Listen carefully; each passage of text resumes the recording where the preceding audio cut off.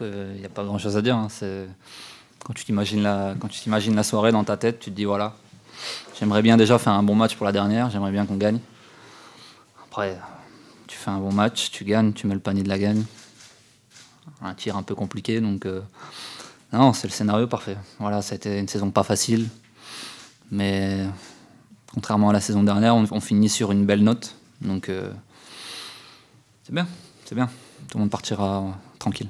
Qu'est-ce qui vient à l'esprit immédiatement après ce tir, quand ça rentre, à quoi tu penses? Je me dis, je suis quand même sacrément chanceux, voilà, parce que bon, je le prends, voilà, même avant sur le banc, on rigolait. Enfin, je lui dis les gars, vous voulez que je tire? Et le mec, tout le monde me dit vas-y, bah allez, c'est ton tir, c'est ta soirée. Et je le prends vraiment sans pression et relâché, quoi. Donc, ce qui me vient à l'esprit derrière, c'est que je suis sacrément chanceux de vivre un truc comme ça, parce que c'est pas donné à tout le monde de pouvoir mettre un panier de la gagne. Et cette année, j'en ai mis 3. Et quand t'es enfant, bah, tu rêves de ça, donc je me sens chanceux. Tu voulais pas virer dans le mélodrame avant ce soir. Est-ce qu'il y a des émotions qui remontent un petit peu quand même à l'instant T? Ouais, bah, pas maintenant parce que y a un peu d'excitation là, tu sais, t'es un peu voilà, sur les nerfs. Mais bien sûr que j'ai vu tout le monde me sauter dessus, j'ai vu la salle. Voilà, je me dis que c'est sûrement le dernier tir que je prenais ici, donc l'image elle est belle. Voilà, c'est une belle fin, mais j'avais pas envie que ça soit résumé que à moi cette soirée, donc voilà, je suis content qu'on ait gagné. Donc voilà. Tu as été un joueur important dans l'histoire de Cholet. Ce soir, il y a un autre joueur qui joue à ton poste, qui est encore très jeune, qui pourrait peut-être devenir important. On t'a vu le conseiller. Est-ce que tu as le sentiment que ça peut ressembler un peu à une espèce de passage de témoin? Ouais, clairement, je pense. Je pense vraiment qu'il y avait quelque chose de... Il y avait de ça. Il y avait de ça parce que ce qu'il a fait ce soir, c'est pas neutre.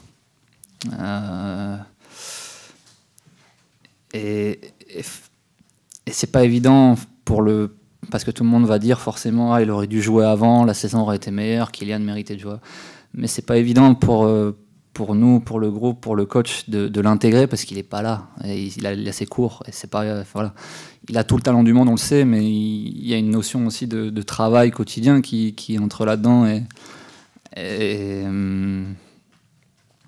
je pense que voilà, jouer dans des gros matchs à pression comme on a pu jouer avant, c'était peut-être pas forcément lui rendre service. Là, ce soir, c'était nickel pour le lancer. Tu dis tout le monde dira peut-être, ça veut dire peut-être évoquer des regrets. Quand tu vois l'ambiance que le public a pu montrer, ce que vous avez pu faire ce soir, est-ce que justement ce match, il vous permet de finir sur une bonne note, mais il ne laisse pas aussi des regrets sur des choses que vous auriez peut-être pu faire différemment cette saison? Oui, après, il faut remettre les choses dans le contexte. Le Mans venait sans réel but. Ils avaient leur 3e place d'acquise. Nous, on était maintenus. Donc, tout le monde était un peu plus relâché qu'à l'accoutumée. C'est plus facile de jouer au basket quand tu es relâché, quand tu penses moins. Et c'était peut-être notre limite à nous, joueurs, cette année, c'est peut-être de ne pas avoir su assez se lâcher et pas penser au résultat, mais plus à la méthode pour gagner. Voilà, pas penser à ce qui pouvait se passer si on n'allait pas y arriver, mais plus avoir une vraie méthode et rester là-dedans et pas regarder ce qu'il y a autour. Notamment à la maison, parce que ça a été un syndrome cette année. Et donc bien sûr, tu finis une saison avec notre place au classement, forcément qu'il y avait mieux à faire. Mais l'essentiel a été sauvé. C'est pas glorieux, mais l'essentiel a été sauvé. Et j'espère que le club repartira de l'avant après ça. Ton histoire elle a été mouvementée, joyeuse, parfois à Cholet, parfois un peu plus triste. Qu'est-ce que tu vas retenir de cette aventure choletaise?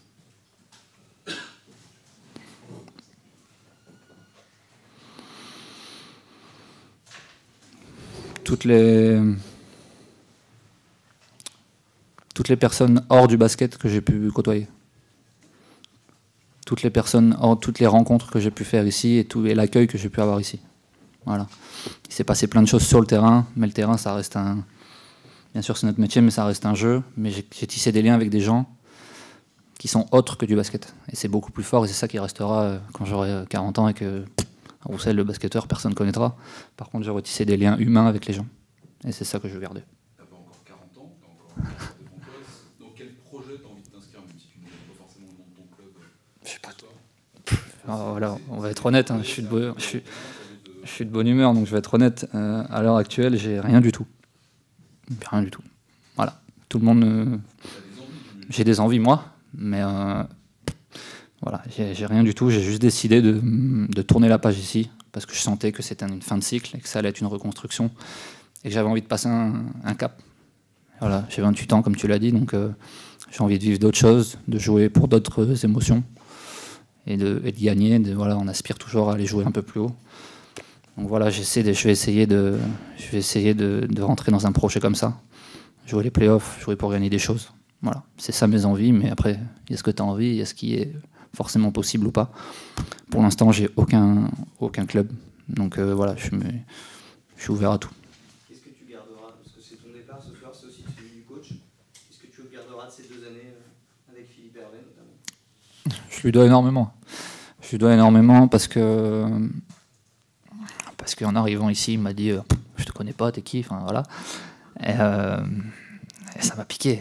Je vous l'avais déjà raconté ça. Donc on a démarré de zéro et on a appris à se connaître, à s'apprivoiser. Voilà, il a sa personnalité, j'ai la mienne.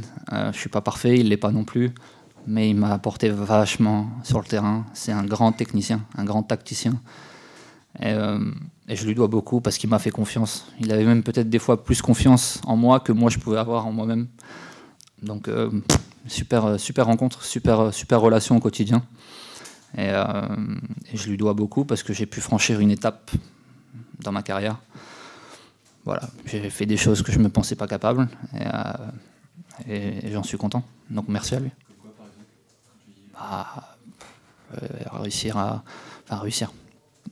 Mener une équipe de Pro A, arriver à fédérer des mecs, à gérer des égos, à faire tourner la boutique, à mettre des paniers importants, à prendre mes responsabilités, à pas avoir peur des moments chauds. Voilà, des choses que peut-être que je ne me pensais pas capable de faire avant. Et avec le soutien du public, le fait d'être à l'aise ici, c'est important pour moi. Donc c'est un ensemble. Et c'est ce qui m'a permis de franchir un cap dans ma carrière. Et Cholet, ça restera de toute façon, de par l'expérience que j'ai eue avec le club, avec les personnes, un club inoubliable pour moi, même si les résultats n'étaient pas top. Il y a de la fatigue quand même aussi. Au moment où l'histoire se termine, est-ce que c'est 4 ans difficiles quand même? Je suis lessivé, hein. Vraiment. Je suis vraiment lessivé parce que c'est 4 ans de remise en question. C'est 4 ans où tu perds pas les 3/4 de tes matchs, mais tu perds beaucoup de la moitié au moins de tes matchs. Et donc tu arrives le lundi matin, tu es en remise en question tout le temps. Qu'est-ce qu'il faut changer? Qu'est-ce qui ne va pas? Et c'est pas évident. Hein. C'est pas évident parce que forcément on est les premiers à vouloir gagner. Et c'est beaucoup de sacrifices et beaucoup de travail. Donc c'est pas des émotions pour lesquelles tu as envie de jouer. Un maintien, des travails, les bénévoles. Les bénévoles qui te regardent, qui disent allez, on va pas descendre, on n'a pas envie, les gens du bureau qui ont leur travail menacé, c'est pas des choses qui sont agréables.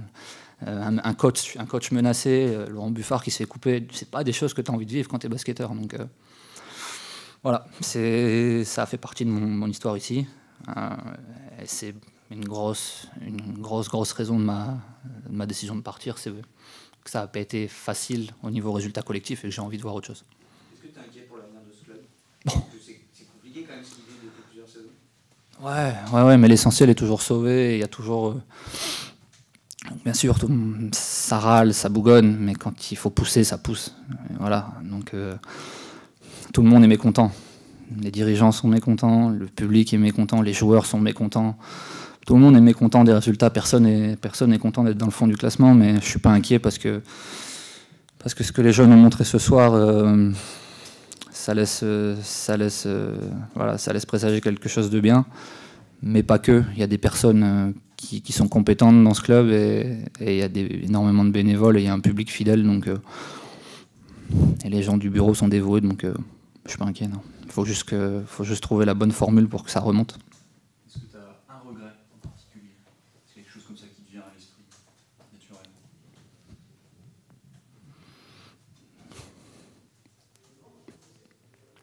Ma première saison au club où où j'ai été très timide et je pense avoir joué un rôle dans le... non, ma première saison. Capitaine, des responsabilités, c'est ça, Ouais, ça a pesé, et c'était pas évident, mais c'est pas un regret, c'était juste que voilà, j'aurais aimé mieux faire et je pense qu'il y aurait eu des conséquences moins importantes derrière pour certaines personnes.